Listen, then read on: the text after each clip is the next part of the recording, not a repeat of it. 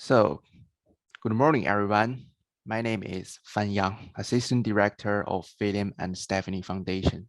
We sincerely appreciate you for being with us today. First of all, we would like to acknowledge the sponsors for today's webinar, which are WS International Group, Asian Inc., and US West Warehouse Number 3 Inc. Thank you for your amazing support for our webinar. For those audiences who need language interpretation service, please follow the instruction on the screen. Please note that Chinese language interpretation is available at this time. You may keep staying on the English channel if you don't need interpretation service. Let me briefly introduce our webinar host, William and Stephanie Foundation. William and Stephanie Foundation was established to assist underserved communities of all ethnicities. Its founders, Daniel and Ling Su, come from a long history of service to the community. The role of William Stephanie Foundation is the bridge between the federal and state governments and various ethnic groups that comprise the Asian and ASEAN communities. In addition to promoting economic development of minorities, William and Stephanie Foundation also initiates and organizes positive energy events, such as cultivating teenagers' social responsibility, increasing public awareness of environmental sustainability, local scholarship program, and music healing therapy. Compared to material abundance, we believe awakening everyone's dream and having a beautiful mind is more important. Since this is an interactive webinar, please feel free to enter your questions in the Q&A tab. Our guest speakers will walk through those questions as they present. If you prefer to ask in person, please raise your hand and I will add you to the panelists so that you can ask on your own. Thank you. Our next guest speaker is Daniel Su, Chairman of William and Stephanie Foundation. Daniel has worked directly and indirectly with MBDA since 1997. He has spent the past few years building relations with the consulates and communities of the ASEAN countries, which are Association of Southeast Asian Nations, as part of his long-term strategy of building overseas relations, identifying development opportunities, and bringing in minority contractors as participants. Currently, his team is reaching out to ASEAN countries to assist the business owners in becoming familiar with applying for government assistance programs from the federal and state government. Let's welcome Daniel. Thank you, Fan Yang, and welcome everyone. Great to have you all listening in today. And thank you for those of you who have been following our webinars throughout the pandemic. Now today, we've struck on a topic which is becoming more and more pressing throughout not only the Southern California area, which is supply chain disruption, but actually on a national basis. And the reason we brought up this topic too is a lot of people don't understand what's the cause of it. They don't understand the global ramifications and the global causes which all contribute to supply chain disruption. And even as you go into the supermarket, your shelves are empty, you buy an iPhone and the price is double, your fuel price is they're skyrocketing. This all has to do with international disruption of the supply chain, whether that's the minerals that go into making the screen on your iPhone, or the iron that goes into making different metal type products. And they all, when there's a disruption in that chain, then that disrupts the manufacturing, the labor, everything else on the way down the line, where now you see not only the ships in the harbor in LA Harbor, but you also see the crazy prices at the market and so forth. And So we wanted to bring in industry experts to talk about this, to kind of explain from their point of view what they see, the reasons for what we're seeing everywhere we look. And hopefully we can come up with some solutions which can help you work your business through this difficult time. We thought we were all through the pandemic, but now this comes up, and this obviously affects all of our lives. And a lot of people are wondering, of course, how long is this going to last? So let's get right to our guest speakers. I'd like to introduce our first guest speaker, who is Mike Jacob. Mike is Vice President and General Counsel of Pacific Merchant Shipping Association, an independent nonprofit maritime trade association with offices in Oakland, Long Beach, Seattle, and they represent owners, operators of U.S. and foreign flagged ocean-going vessels, maritime terminal operators, ocean carriers, shipping lines, and steamship agents operating on the West Coast. Mike is a member of the Alameda County Planning Commission since 2003 through 2015, and where he served 3 terms as the chairman. Mike is currently chairman of the Satellite Affordable Housing Association, a nonprofit development operation of award-winning affordable housing throughout Northern California, where he's been on the board since 2007. So Mike is also a member of the California Maritime Academy Advisory Council. So please let's welcome Mike Jacob. Thank you, Daniel, and thanks for Foundation for inviting me, and pleased to be on this panel. And also wanted to say thank you in advance to Treasurer Ma, and I know she's going to get on here shortly. So for letting me jump ahead in line. What I'd like to do is just go through a quick kind of overview of what we see. As Daniel mentioned, PMSA represents ocean carriers and marine terminal operators on the U.S. West Coast. So all of the supply chain disruptions we're seeing globally manifest themselves in our supply chain differently in different places around the world.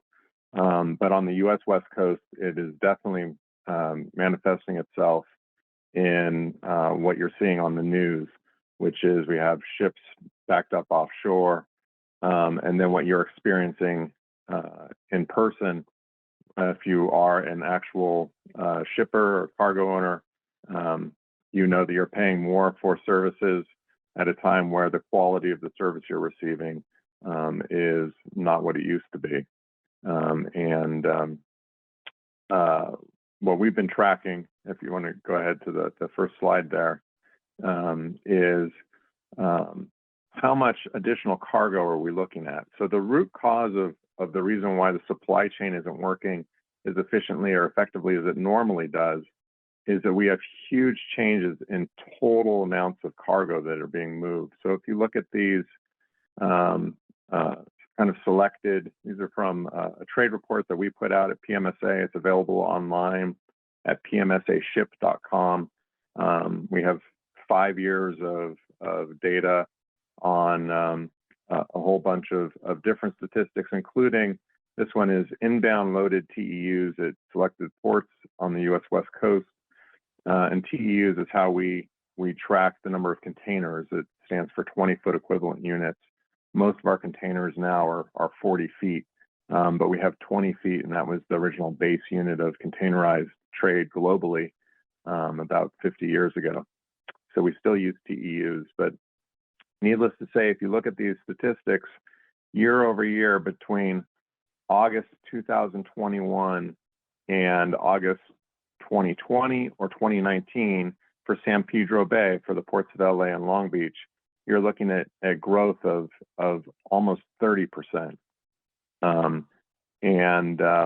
We've really been amazed by the continuation of the growth of total throughput cargo through the entire U.S. West Coast. You'll see that while the other ports are a little bit different. I mean, if you look at Oakland, it's 13%. If you look at the Northwest Seaport Alliance, that's the ports of Seattle and Tacoma, about 26. Hueneme is a very small port. It's in Ventura County, if you're not familiar with that. But just the percentage growth there, they've almost doubled their throughput in 2 years. If you go to the next slide, we'll look at some of those very similar statistics for changes in exports. So if you look at our export loads, they're also down dramatically over the last 2 years, except at Hueneme, which again is doubled as a small port. If you go to the next slide, talk a little bit about what's happening when you look at that altogether, loaded and empty, total throughput just for the month of August. You are looking at about 30%, but this is not just on the U.S. West Coast. If you went all the way down to total U.S.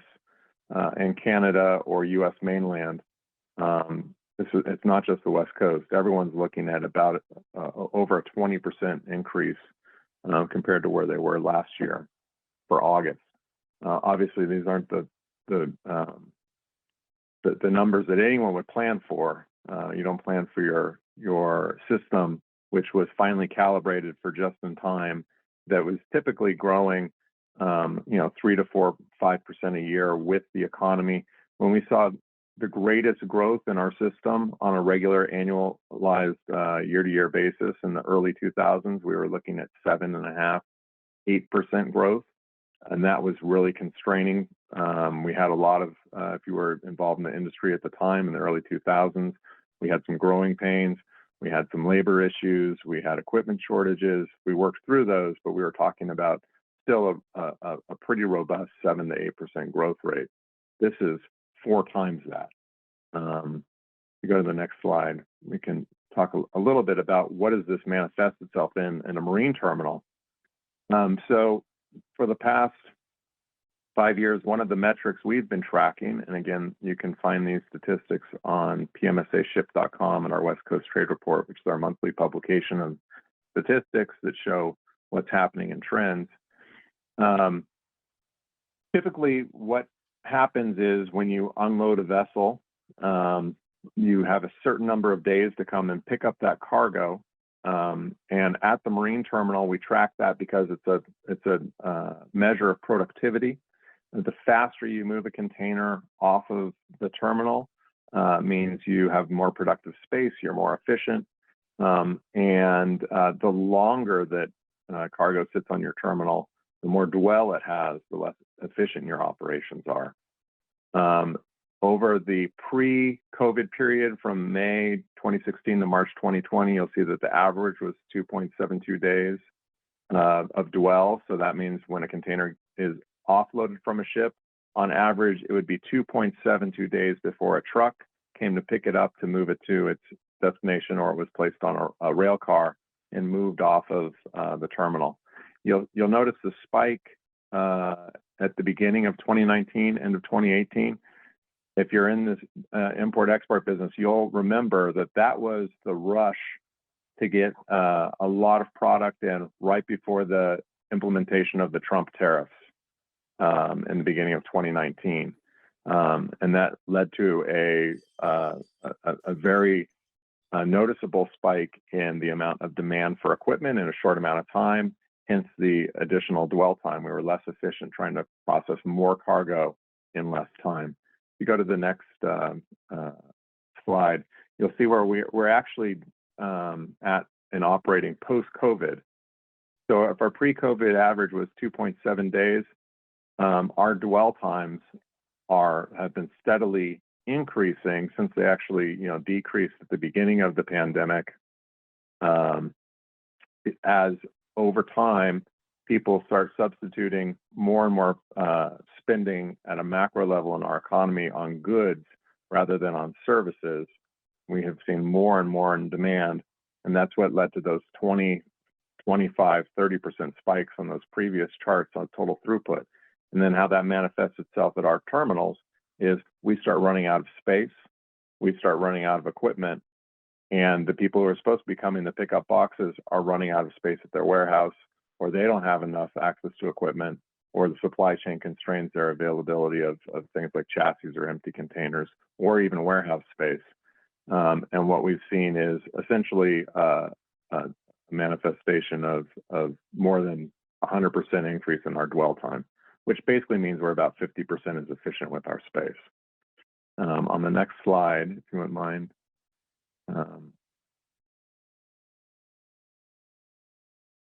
Oh, yeah, next slide, please. Oh,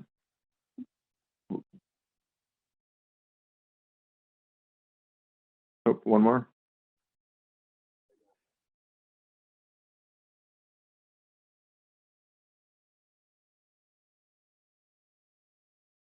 You can go to your next slide, please. That would be great. Yeah. Okay, thank you. I guess I'm not seeing it on my end. I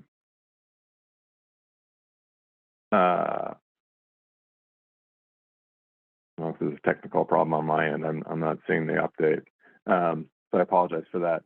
The next set of numbers that we're looking at, and I'll can you shift to the next slide?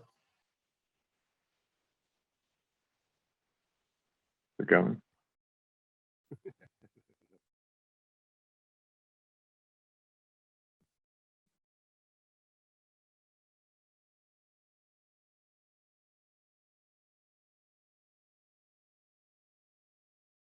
We get there.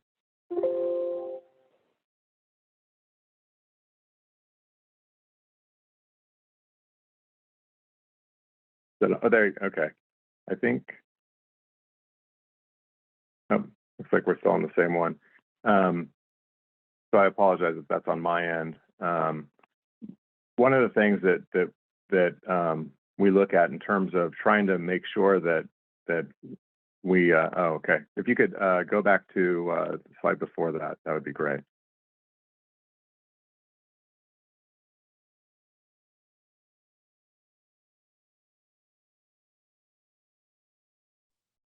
Well, we can work off this one.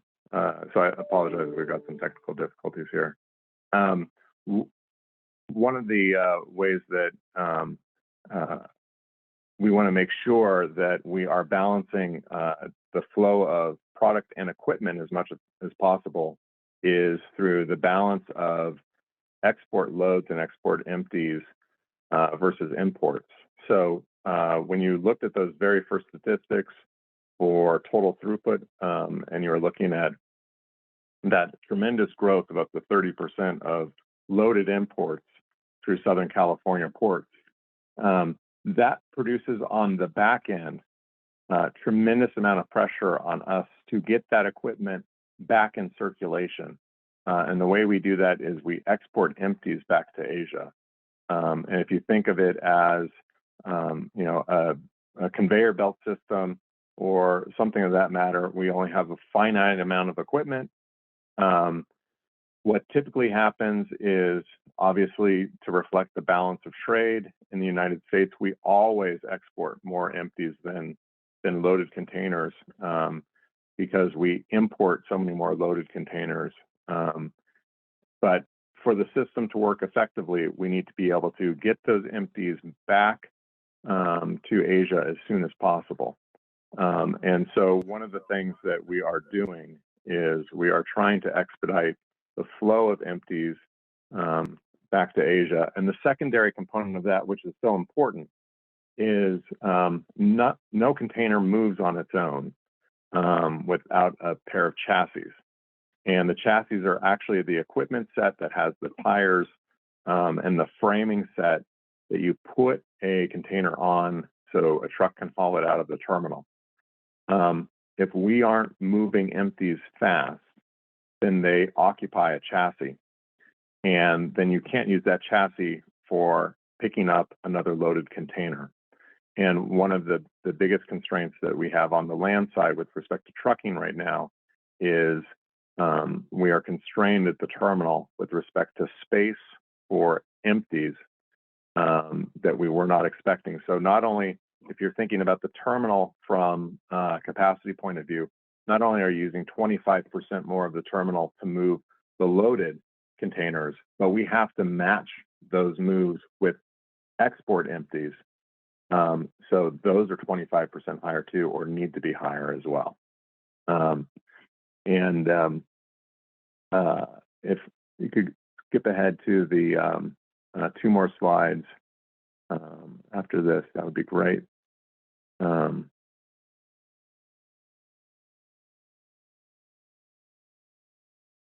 You've got a slide titled "Average Terminal Dwell Time Greater than 5 days." That would be great. That's 2 more slides up from that one. Yeah, Fiona, the Zoom, there have little problem, so he trying to fixing the problem. Oh, okay, sorry about that. Well, in any event, maybe if the treasurer's on the line, we could skip to her really quick while we're trying to solve some of these technical problems. But in the meantime, I'll leave you with this. We have a large number of ships offshore, and one of the reasons why we have so many ships offshore is because as we've been adding capacity over the last several months, the number of ships that we have available of the size that we normally use is declining. So if you think of it as, where's your marginal growth? Our average ship sizes are, they're moving between 8,000 and 12,000 TEUs. Those are our kind of workforce vessels. All of those are in service. So when you need to add another ship, all the workhorses are taken. You need to go down to the next ship that's available. And so we have smaller and smaller ships. And we add more and more ships. The more ships we add, the next one that's available becomes smaller and smaller. And so our secondary components of these backups is we become less and less efficient on the water as well. More ships, but they're smaller. That means they take more fuel per box, more crew per box, more cost per box. And, you can see where that continues to go. And so the more congested we get, the more times we have to touch these boxes, the more resources per container, and you get a spiraling and both the cost of service, but also the inefficiency associated with moving these containers. And I'm more than happy to stay until after the end of the other panelists, Daniel, and look forward to a conversation. Great. Thank you, Mike. That's a lot of very valuable information. It helps us to understand the complexity and what it takes to get the ports running efficiently. There's so many different factors that we're unaware of as just regular business people out here. So thank you so much. Next, let me introduce our California State Treasurer. Fiona Ma is California's 34th State Treasurer. She was elected November 6th of 2018 with more votes than any other candidate for treasurer in the state of history. She's the first woman of color and the first woman CPA elected to this position. And those of you who have been following us know that she's been on every one of our webinars to help us with understanding what the state is doing to help businesses, what new programs are coming out, and other sources of assistance to the small business owner. So once again, I'd like to welcome State Treasurer Fiona Ma. Thank you, Daniel, and the William Stephanie Foundation. Thank you, Mike Jacob, for your explanation. This has been an issue that is very important to so many business owners. We have been traveling the state, and the number one concern has been the supply chain backlog. The second one is not being able to find enough employees that want to come back and work. And so I know that President Biden has been doing his best to try to unblock the log jam, so to speak, but it is more complicated than just throwing money at the problem. And I think today's webinar is going to show how complicated it is, but everybody obviously is anxious, whereas you would order a product and it would take 3 weeks, now it could take 3 to 6 months on back order. And so it has caused a lot of stress in the different communities. I'm here from the state of California, just offering my assistance. I have a dedicated email line, and that is askfiona@treasure.ca.gov. If there are questions that have not been answered here today, or if an agency is not answering your phone call, you're looking for your stimulus check, you have a franchise tax board issue or a California Department of Tax and Fee, please feel free to reach out to us. And like Daniel said, this is probably my 200th webinar that we have done since the pandemic started. And all these webinars are free. I thank all of these speakers and the sponsors and the organizers for organizing it. They are pre-recorded and they will be available for replay after, which I think is really essential because not all business owners can and take the time when these webinars are happening. But we really want to spread the word. We thank all of our ASEAN partners, the consul generals, for reaching out to their communities. Those are the ones that are most overlooked because their folks don't speak English perhaps as their first language. They don't trust government. They don't have money for the best lawyers and CPAs. And so we are really doing this for all of them. The state of California has small business loan programs through the iBank as well as CalCap. So you can think of us as the lenders of last resort. And we will put that up in the chat room. And again, I want to leave time for all of the great speakers here since this is such a hot topic, but just consider us a partner here and I'm available if you need additional assistance. So thank you all. Thank you, State Treasurer. We appreciate your support and your collaboration as always.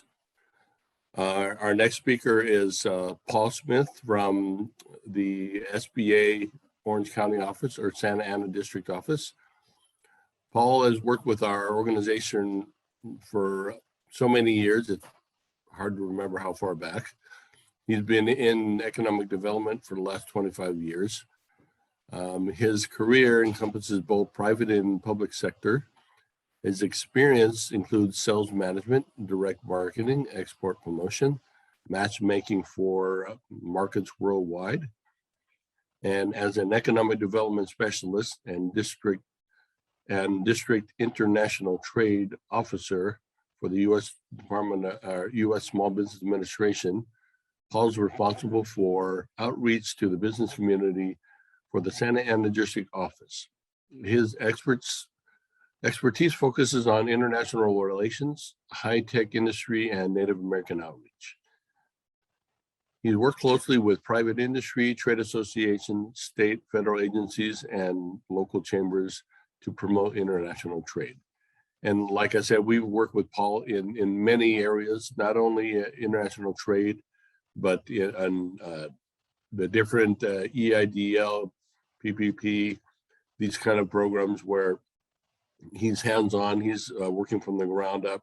So he sees the issues that are confronting our business owners in trying to get funded and back on their feet. So we're very honored to have Paul here today to speak on behalf of the SBA. Paul? Good morning, ladies and gentlemen. Thank you very much. It's a pleasure to be on this call today. First, I'd like to thank Madam Treasurer and Daniel, Mike and his presentation, Stephen, Ling, and just for all the great work you continue to do. I really appreciate it. First, I'd like to take a moment because many of you may not be familiar with SBA, and I'd briefly like to tell you what we do. SBA is a federal agency founded in 1953, and we have 68 district offices nationwide. We're proactively involved in businesses in many industry sectors, both in products and services. We work closely with community partners, stakeholders to serve your needs. So our sole mission is to help you start and grow your business. Our infrastructure is 68 offices nationwide, and we have funded resource partners that we work with and through our SBDC network, our SCORE network, our Women Business Network nationwide. And we also work very closely with local partners like Dan and his organization, and also the ports and many others in support of the business community. And it's a pleasure to be on this call today. Our core deliverables to you in your business is access to capital, access to contracting opportunities, mentoring and counseling, and disaster assistance. You know, today, SBA has become a household word because of the pandemic. And I'd like to just take a minute to tell you how we have been directly involved in helping you as a business. And you'll see in a moment how it all interconnects. Between Congress and the legislature, they passed the CARES Act, the Economic Aid Act, and the American Rescue Plan Act. And every one of our district offices has been involved, ensuring that the monies are made available to the business communities. They give you a sense for how much has changed in the last 2 years. Between those three acts, SBA has facilitated close to $1 trillion of funding made available to American businesses impacted by the pandemic. This actually mirrors the budget of the Department of Defense. So we, like everybody else, has had to pivot, change, and make the changes necessary to meet the needs of the business community. Now, I'd like to take a moment to speak about the challenges of the surging demand for goods and services. This is an opportunity for entrepreneurs to improve their business operations, become more efficient to meet the needs of your clients. I made note of this yesterday because I think it's so important. Businesses are based on community trust. There's a direct correlation between value and expectations. As resilient entrepreneurs, you understand the need to meet the needs of your clients. And how we can help you through our organization is through improving your efficiencies of communication, to improve strong collaboration, forecasting, and help you cushion and buffer. And that can start today. And I was given a great example of a major chain that is doing live forecasting with their partners on containers so they can better forecast so they can meet the needs of their clients. So I just wanted to take a moment to tell you how we can help you today and going forward in this crisis that we have. But it too shall pass. And this is a great opportunity for you to improve your businesses, your efficiencies, and success. Now, I've asked Fan to take our information and put it in the chat box and how to contact both William and Stephanie and my office and our resource partners. So I'd like to thank you very much for this time. Thank you. Thank you, Paul, and thanks for that insightful information. Anyone need assistance? Paul is so active at many different events, as well as always available to answer questions regarding small businesses' needs. So reach out to Paul if you need any assistance. And if he doesn't have the answer, he's a wealth of knowledge and a great networker where he can guide you to the right people. Our next guest is Stephen Cheung. Stephen is the Chief Operating Officer of LEEDC and the President of World Trade Center Los Angeles. His role as Chief Operating Officer, he brings together the capabilities of LEEDC, the Mission Delivery Department areas, including business assistance and industrial cluster development, LEEDC's Institute of Applied Economics, Economy and Marketing and Public Policy, into a single team that delivers the LEEDC's critically important public benefit mission. Cheng is also lead investment attraction to the Los Angeles region on behalf of both LEEDC and the World Trade Center Los Angeles, and facilitates successful location of new businesses, projects, and deals from both international and US investors into the region. He also leads the team in supporting international trade and international connections for organizations based in Los Angeles. So please welcome Stephen Cheung. Thank you so much, Daniel, and good morning. Good to be here with everybody. Thank you so much for Treasurer Ma's comments, as well as Mike and Paul's comments as well. I learned quite a lot. Regarding what Daniel was mentioning before, at the LADC, we do a macroeconomic research looking at the impact these trends have on our local industries here in Los Angeles region and throughout California. And looking at those trends, I want to share a couple of observations in terms of how the global supply chain is impacting our businesses and what we can look forward to in the future. A lot of you have been tracking, and both Mike and some of the previous comments have been discussed in terms of the disruption of the supply chain. One of the key factors I want to focus on is the recent development when it comes to the power outages that are happening throughout the eastern part of China and how that's influencing the supply chain and how it's influencing here in the United States. And because after COVID, there was a surge of desire to buy products from China, whether it's gym equipment, whether it's computer parts, smartphones. This surge has really put an increase in demand for services and in manufacturing plants throughout China. And China currently, about 2/3 of their energy production is still coming from coal. And so with this huge surge, they're not able to meet it, and there's an increase in the price of coal, and that's why certain plants are not able to continue manufacturing at the capacity that they're built out to do. Secondarily, COVID obviously has impacted everybody, and at the beginning of the pandemic, we saw that China closed down a lot of their manufacturing plants because of the spread of COVID. And as they're coming back, they're being very cautious. We've seen, for example, at one of the major ports in China, when one single person was diagnosed with COVID, they shut down the entire port operation for days. And so the same thing are happening throughout the entire country with various manufacturing plants as well. So that's compounding the issue of the supply chain, because one, you don't have the energy to be able to operate and continue the manufacturing of these high demand goods. Second, whenever you have a case, an outbreak, then immediately you shut down other plants, further decreasing the capability for them to deliver the product and services on time. You add that to the current supply chain issues that Mike referred to. Basically, it's a nightmare situation waiting to happen, and it is happening. And so I think a lot of the focus has been on what we can do with the supply chain here at the port congestion. How do we resolve it? But this is a problem that's been building, and it's not going to be solved overnight. I do want to mention specifically when it comes to the integrated approach when it comes to our global economy, when it comes to supply chain as well. And a lot of folks are thinking that it's the finished goods that come to the United States, but a lot of the things that we're waiting for are actually component parts. I think you guys have been reading about the major example that people are looking at are microchips that are manufactured throughout Asia, whether it's in China, whether it's in Vietnam, whether it's in Taiwan. Because of the delay in the manufacturing of these microchips, we're not able to finish a lot of the products that we're selling here, including electric vehicles, including computers, personal laptops, and a lot of different products that usually sell very well during the holiday season here in the United States. So that's adding that pressure, and that's adding that demand that's really exacerbating the entire supply chain issue. And another thing to consider is the labor shortage that's been happening.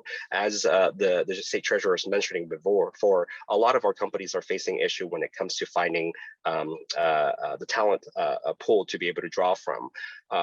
There are a lot of different issues at hand. It's not a simple problem of basically getting the displaced workers to work in certain industries. We know that, for example, there's a shortage of folks that are able to work in the warehouse and distribution network after hours. And how do we basically get some of the displaced workers to work in those industries? Well, it takes training as well. You can't just basically pluck someone that's in another industry and directly put them into a different set of skill sets that they don't have. And so it takes time for that skill set to be built, and you need to build out the supply chain. What we see at LADC, and we work not only on the economic analysis, but we also have business assistance and also workforce development work that we do. And through our workforce development programs that we've been partnering with the community colleges, what we see is that there's a lot of the labor force who, once they got displaced, they're not able to come back to work even when they want to. And a lot of it is because of childcare. right now, in the past few months, there's been a change and more schools are open and more children are able to go back to school. But prior to this, a lot of families cannot go back to work because they don't have childcare that can basically take care of their children while they're back at work.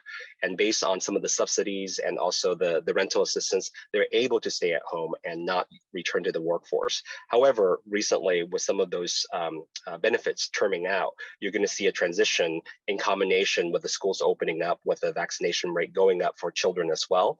And there should be more supply when it comes to the labor pool. But again, this is not going to be something that's going to be done overnight. In our research study that we conducted earlier this year, beginning of January of 2021, we at the LADC partnered with LA County's government to look at a report called the Pathways for Economic Resiliency to analyze what the totality of the impact for COVID-19 in 2020, what that means to our community. What we found is in the first 2 months of COVID-19 here in the Los Angeles region, in March and April, really, LA County lost 772,000 jobs in 2 months. I'm going to say that again, 772,000 jobs in 2 months. That's the size of many cities throughout the United States. Over the last year and a half, we recovered many of these jobs. However, as of today, we're still over 300,000 jobs short of where we were at the beginning of 2020. So as some of these jobs are recovering, there's still a huge demand for our workforce. And we're transitioning into a new market that we're not very familiar with. And that's why it's necessary for our private sector to partner with the education institutions to make sure that the training systems and the training programs that the community colleges and the various education institutions, they're training the workforce to be able to get jobs immediately after they're done with their certification or their program, so that they're not being trained for things that are not necessary.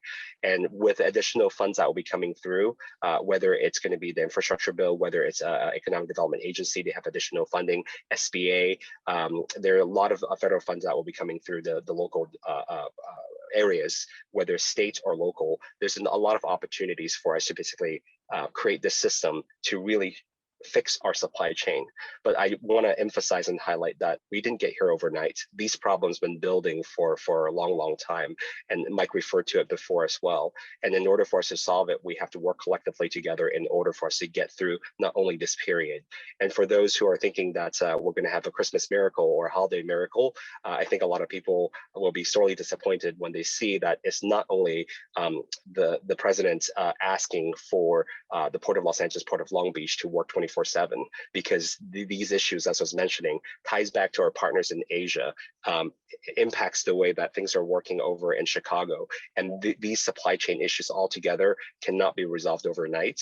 And so if we're seeing the issue now, I'm hoping that we don't forget the feeling that we have and the frustration we have right now. So as we're moving into next year, working together with the federal government, working with the state and local government, as well as our private sector partners, we need to collectively make sure that we invest in solving these issues and making sure we have the infrastructure, but also the supply chain in order so that we don't get into this position again. Daniel, I'll pass it back to you. Thank you, Stephen, and such valuable information. And most people don't understand the international perspective of which you obviously bring so much information to us, so we get a greater understanding of the complexity and the scope of the problem. Now, so for those of you, or many of you may have seen that the State Transportation Secretary, or the Secretary of Transportation announced today the fact that this supply chain disruption will go on for a while and it will not be easily solved. And that just came out today. That being said, we've been trying to work with our clients who are manufacturers or are bringing things in from overseas to find alternative sources from just China. So many have just been sourcing from China, and then of course we got hit by the tariffs by the Trump administration, the COVID, everything related to that, and then the weather and power issues in China. So it's a really good idea for many businesses to start thinking about diversifying your supplies, whether you're just bringing components to make something, your finished product, or actually your finished goods are bringing from overseas, now would be a good time to look into alternative sources. That being said, the next webinar we are planning to do is to bring in the different consul generals for the ASEAN nations and have them explain what their countries are offering as far as manufacturing, components, raw goods, so on and so forth. And then hopefully we can match some of their products with some of the needs of our business owners here. So just keep an eye on it. We haven't set the date yet because we're trying to juggle the different consulates. So anyways, hopefully that would be a great benefit for us moving into the next year. And at that, I'd like to open it for a question and answer for anyone who has a question. You can either raise your hand so we can have you speak directly, or you can type it in within the chat. Fan, do we have any questions in the chat already?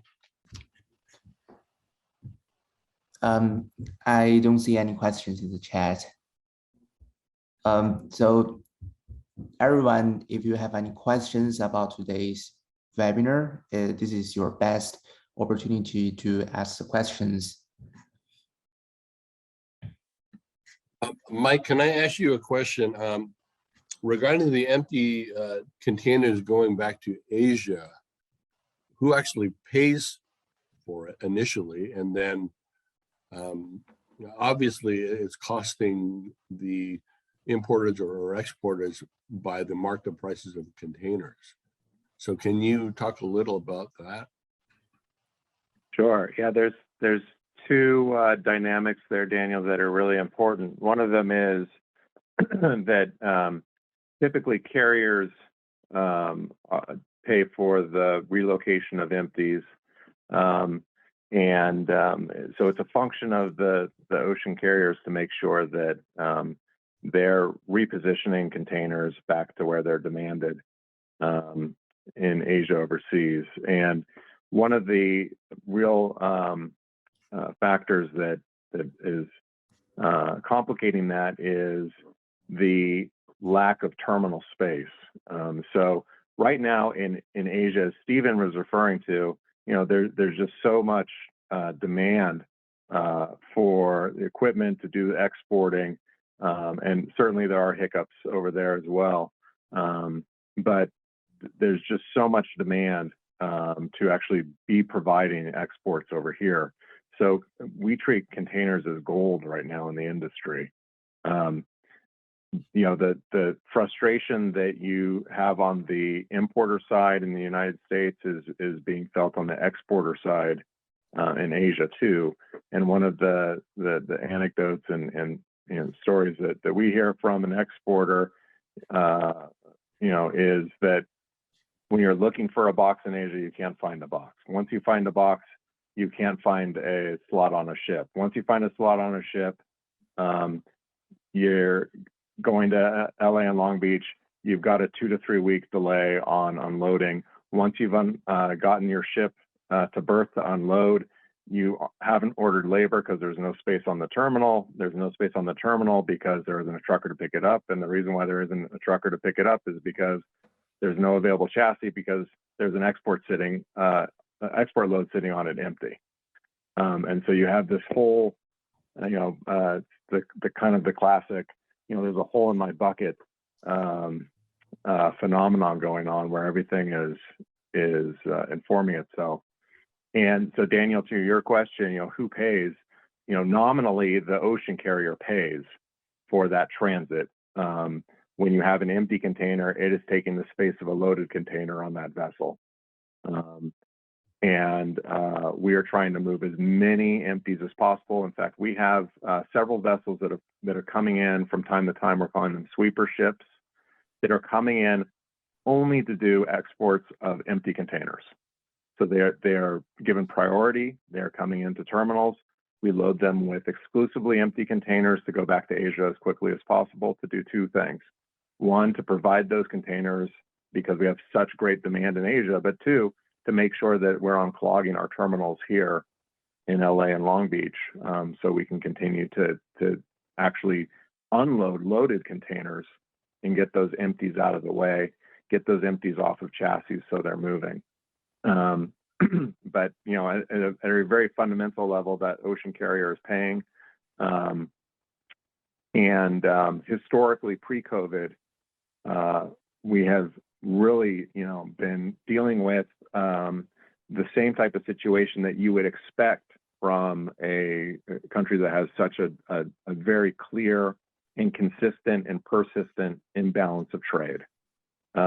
We have always been in the business of exporting empty containers back to Asia. That is just the way that we're set up. So that's not new for people. But what is new is the complete crush of volumes, the demand for space on the terminals, and the competition for space on vessels. Great, thank you for that, Mike.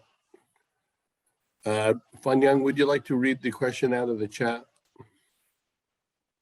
Yeah, sure.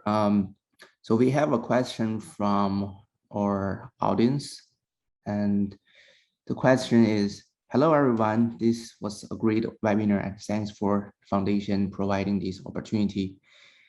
Hello Mike, I have a question. Given the San Pedro port so crowded, can shippers divert the containers to other ports such as San Francisco, Seattle, or even Texas?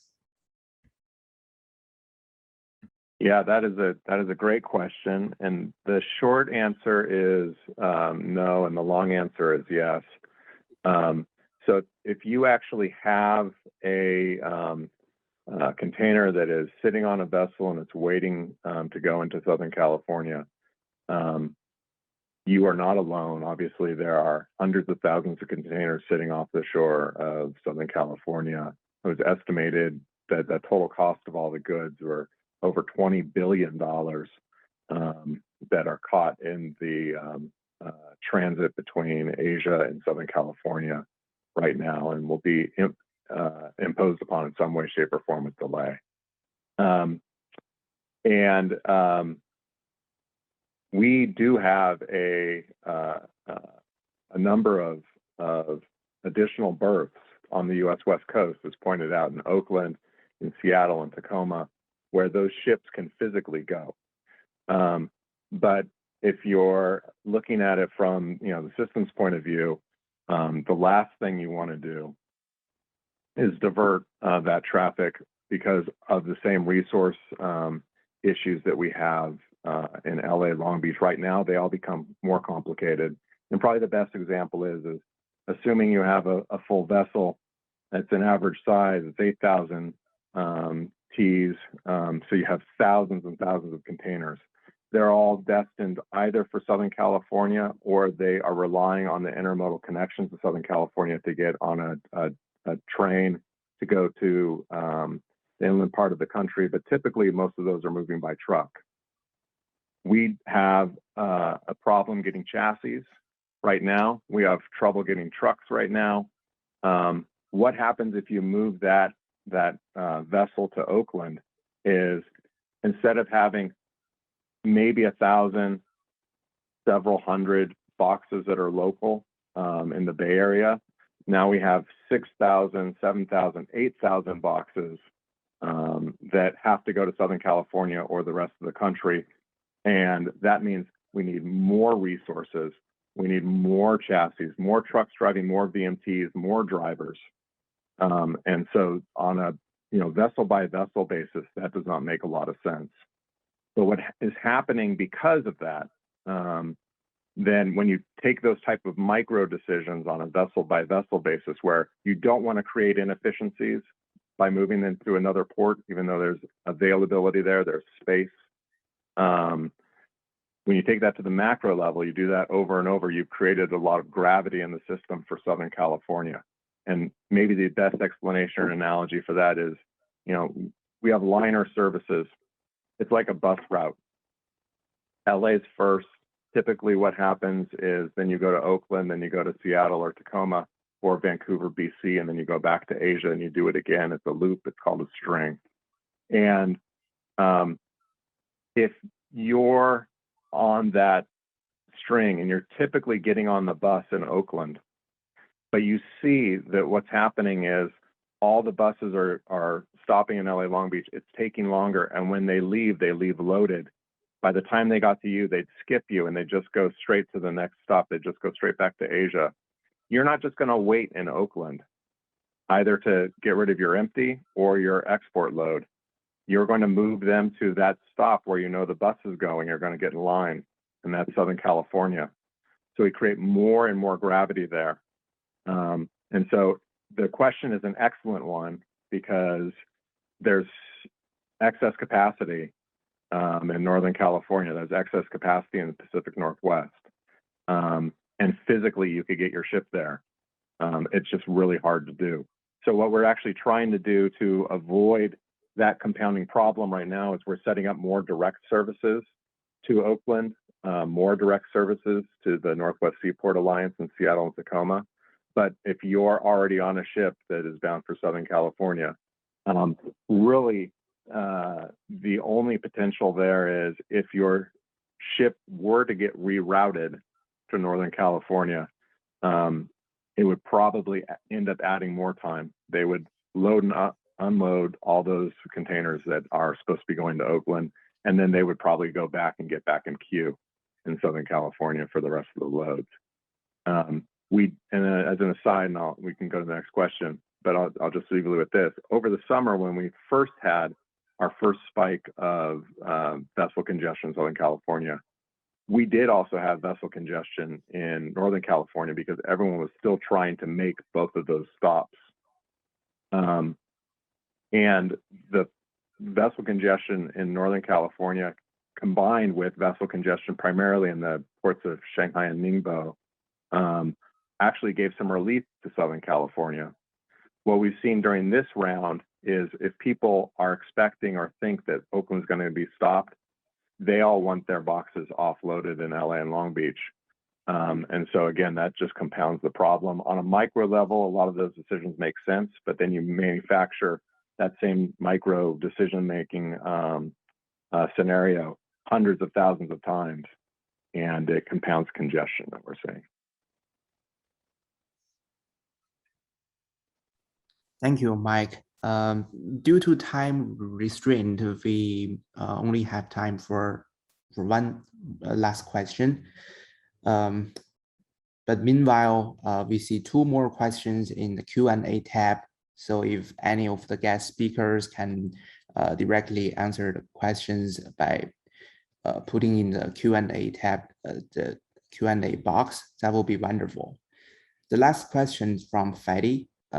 Many are complaining about the new container excess duty fee, which is unfairly charged to importers. While many importers see the excess dwelling fee as not being their fault, but the operators. What is your view on this?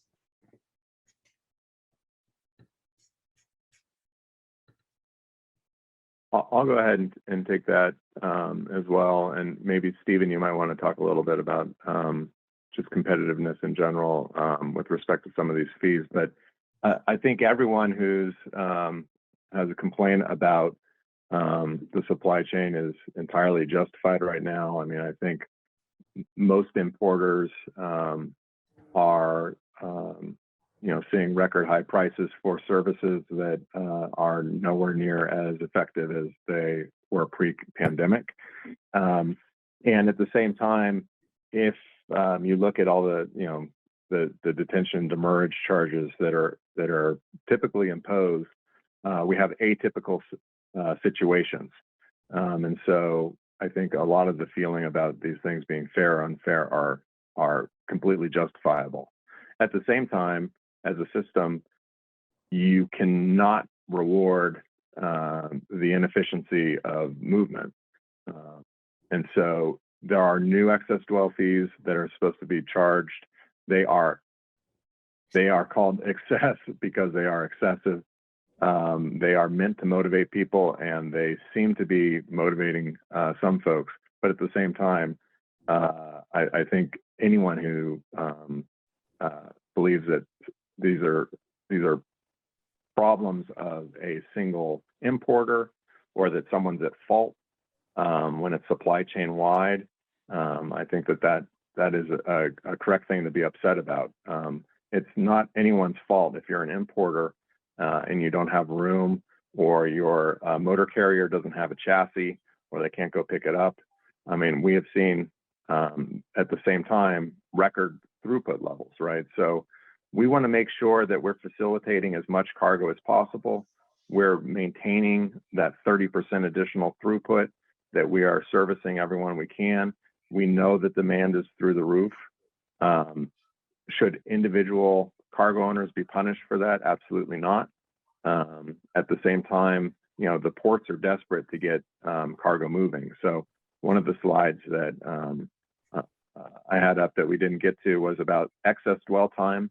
And when cargo containers are sitting for a very long time on port, and what percentage of that is, that's a real problem for us.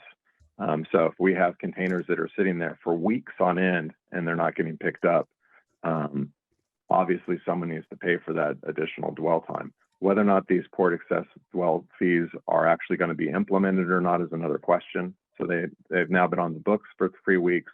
No one's been charged. So I think we want to make sure that we're continuing to move cargo and we're giving the ports a reason not to charge us those excessive fees. Mike, I'll just jump in there. I don't have much to add. I think you're spot on with everything you said. But I just want to emphasize the point that, you know, look, this is a situation that none of us want to be in. And so, you know, it's in terms of, you know, who's at fault, it's difficult to say because there's so many different circumstances. And to what Mike was saying, you know, the ports and they want to move the cargo as quickly as possible. So sometimes the smaller companies and the individual cargo owners might be penalized, but when you're looking at it from a system perspective, you see that there are companies that have thousands of containers that are not being moved off, and so it becomes it pushes them to basically move it quicker off the lot. So it creates the efficiency that we need. But unfortunately, other folks get caught up with this entire problem. So it's the major issue is basically it's a system-wide approach that are negatively impacting small businesses and individual cargo owners that are really getting very frustrated. And these are the cases that are being used as examples. But at the same time, from a larger perspective, we've seen that by having these excess fees, it's motivating some of the larger operators to move their cargo off quicker, so that eventually will help the whole system. So it's just it's a sticky and very, very tricky situation. Thank you, gentlemen, for your insightful comments. We really appreciate your participation. Sorry for those of you who do have questions, but if you have any questions or you would like to reach any of our speakers or us at William Stephanie Foundation, please shoot us an email and we will either direct you to the individuals or and contact you directly and see how we can be of assistance. So in that, I thank all of you for participating. I thank all of our guest speakers for all of their information and knowledge. And we hope to see you all on our next webinar, which should be within the next few weeks. Thank you so much and have a good day.